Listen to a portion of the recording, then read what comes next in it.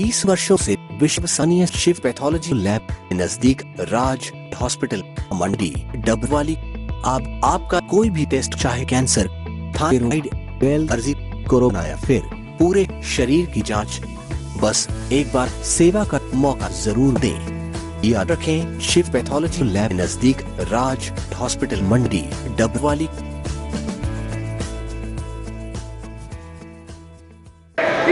एक तरफ इलाहाबाद में किसानों के द्वारा अभय सिंह चौटाला के सम्मान में महापंचायत का आयोजन किया गया। ज़्यादा बातचीत के लिए मेरे साथ अर्जुन चौटाला हमारे साथ हैं। अर्जुन जी, इस पूरे किसानों द्वारा किए गए सम्मान समारोह को अभय सिंह जी के लिए किया गया, इसको आप कैसे देखते हैं? देखिए जी, ये हमारे लिए बड़े गर्व की बात है कि इलाहाबाद के हमारे विधायक ने इतना बड़ा कदम उठाया है, किसानों के हक में इस्तीफा भी दिया है और ये बड़ा गर्व हम इस बात का महसूस करते हैं। मैं तो कहता हूँ पूरा सिरसा जिला इस बात का बड़ा गर्व महसूस करता है कि हमारे विधायक जी ने इतना बड़ा कदम उठाया। सर, दिग्विजय सिंह चौटाला की तरफ से एक आरोप लगाया गया है कि ये अभय चौटाला अपने आप को सम्मानित करने के लिए सब कुछ कर रहे हैं। आप इस बात से इत्तेफाक रखते हैं कि क्या ये पूरा सम्मान समारोह अभय सिंह खुद को ही अपने आप को सम्मानित करने के लिए कर रहे हैं? दिग्विजय जी से एक बार बोलो, जरा मंच के पास आके बोल के दिखाएं, उनको बोलो जरा किसी के गांव में बढ़ के तो दिखाएं, फिर बोले कि भी कौन सम्मानित करे कौन नहीं। ये अपने घर से बाहर निकल नहीं सकते। आज इनकी ये हालत है कि अपने घर में चोर दरवाजों से घुस रहे हैं। आज इनकी ये हालत है कि पब्लिक के बीच ये जा नहीं सकते। ये कौन होते हैं बताने वाले? आज के दिन ये इतने लोग बैठे हैं, ये सब देख लो आप, एक बार कैमरा फेर के देखो। आज ये सारी जनता चौधरी अभय सिंह जी को सम्मानित करने के लिए बैठी है।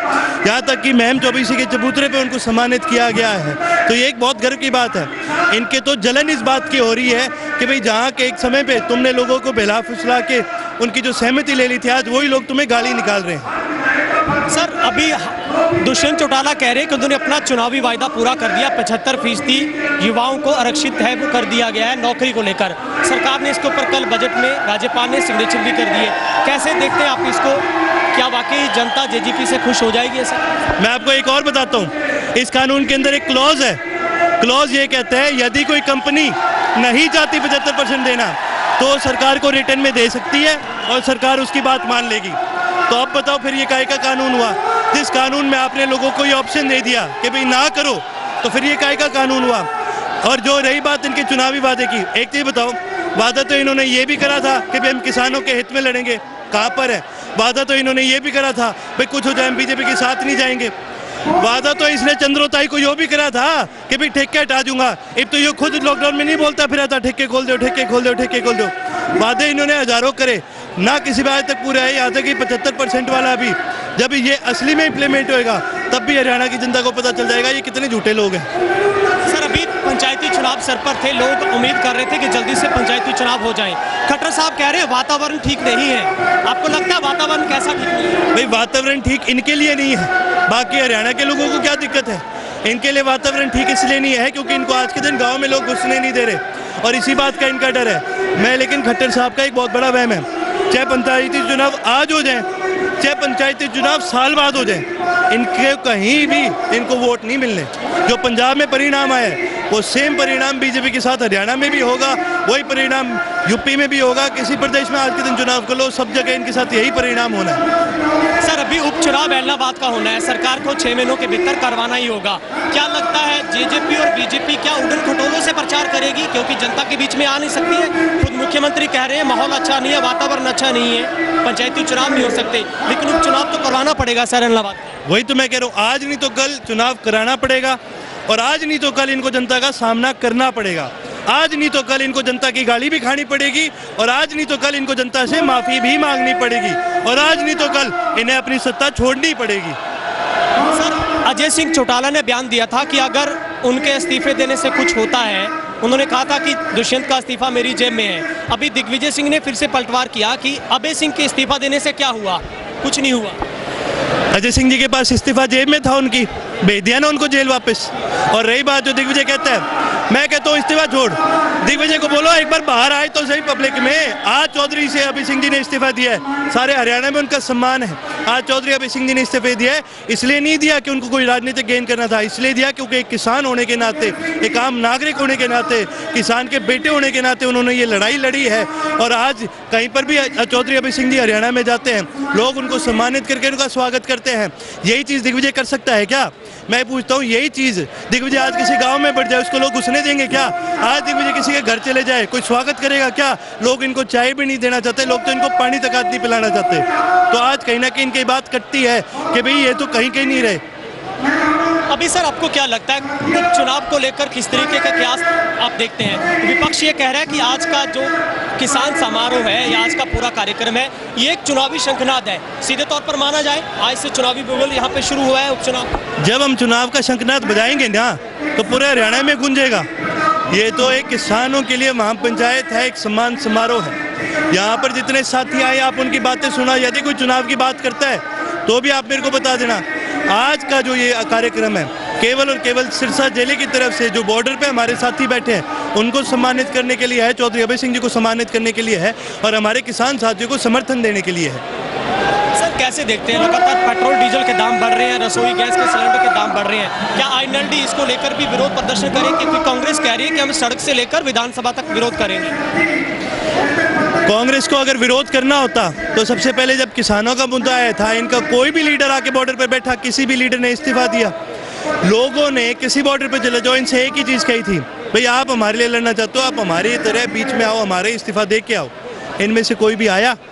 सबको पता है कि सरकार में कोई बैठा हुआ आदमी नहीं देगा इस्तीफा। इस्तीफे की उम्मीद ही करी गई थी तो ऑपोजिशन से करी गई थी। और जब जननायक चौधरी देवीलाल जी ने इस्तीफा दिया था उस समय, अगर आपको याद होगा, राजीव लोंगोवाल अकॉर्ड के खिलाफ, तो उस समय भजनलाल मुख्यमंत्री होते थे, उनको बदल के बंसीलाल को बना दिया गया था। तो इस्तीफे देने से फर्क तो पड़ा, इस्तीफे देने से सरकार का तख्ता पलट हुआ और इस्तीफा देने से लोगों के अंदर एक ऊर्जा आई कि भाई हमें पता है कि हमारे लीडर कौन है और कौन नहीं। जो ये बात करते हैं कि भाई हम लोगों के बीच में जाएंगे, हम लोगों के बीच में ये करेंगे वो करेंगे, वो बात करते हैं। मैं एक ही चीज़ कहता हूँ, अगर आपको करना है तो भाई लोगों के बीच में आओ, बात मत करो। और जब आप काम करोगे तो लोगों को अपना पता चल जाएगा, आपको बोलने की भी जरूरत नहीं पड़ेगी। सर एक और सवाल, विपक्ष बार बार ये सवाल उठा रहा है कि अभय सिंह का जो इस्तीफा है वो एक चुनावी स्टंट था। आपको लगता है किसी एंगल से ये एक चुनावी स्टंट था, माहौल अपने क्रिएट करने के लिए जानबूझकर किया गया था, किसानों को जानबूझकर इसमें खेल में लाया गया? पूरे हरियाणा में हमारी एक ही सीट है इनेलो की, ठीक है। 25 साल के इतिहास में, इनेलो के इतिहास में आज पहली बार ऐसा हुआ है, हरियाणा के इतिहास में ऐसा हुआ है कि भाई इनेलो का कोई विधायक आज विधानसभा में नहीं बैठा। अगर चुनावी स्टंट करना ही होता तो हम विधानसभा में बैठ के बहुत चीज़ें कर सकते थे।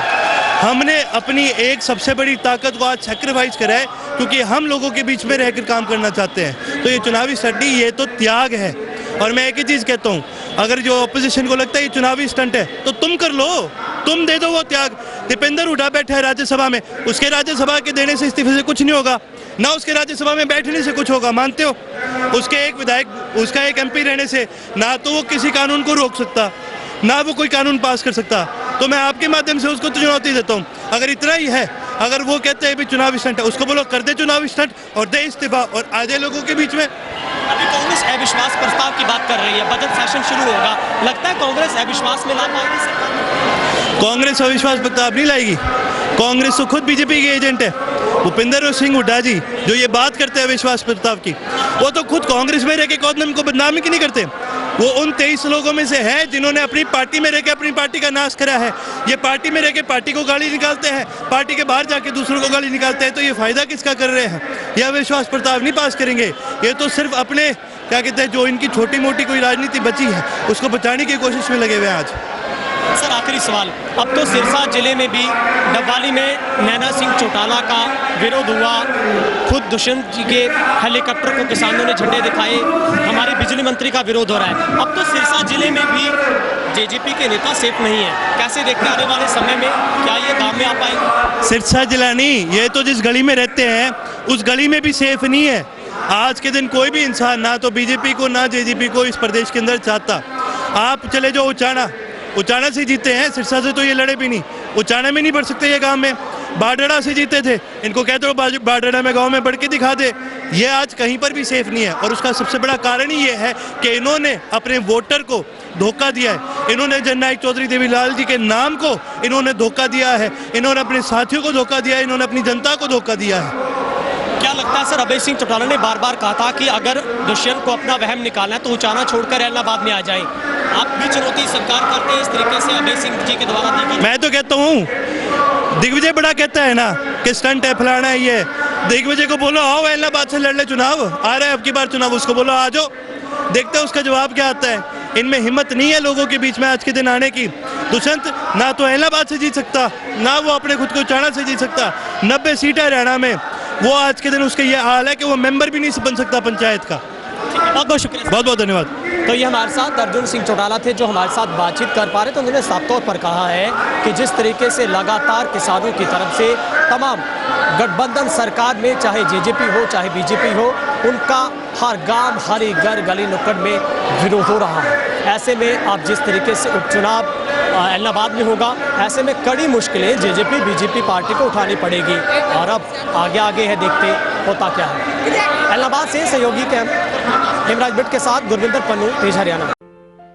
सीखने से घबराएं नहीं, क्योंकि यह संघर्ष ही नहीं अपितु भक्ति है। अगर जाननी है मंजिल की दूरी, तो पहले यह जान लें कि आपके तर्क में कितनी शक्ति है। नमस्कार, मैं रमन सारन, डायरेक्टर लक्ष्य कोचिंग क्लासेस। आप पढ़ेंगे मेरे साथ तर्क शक्ति।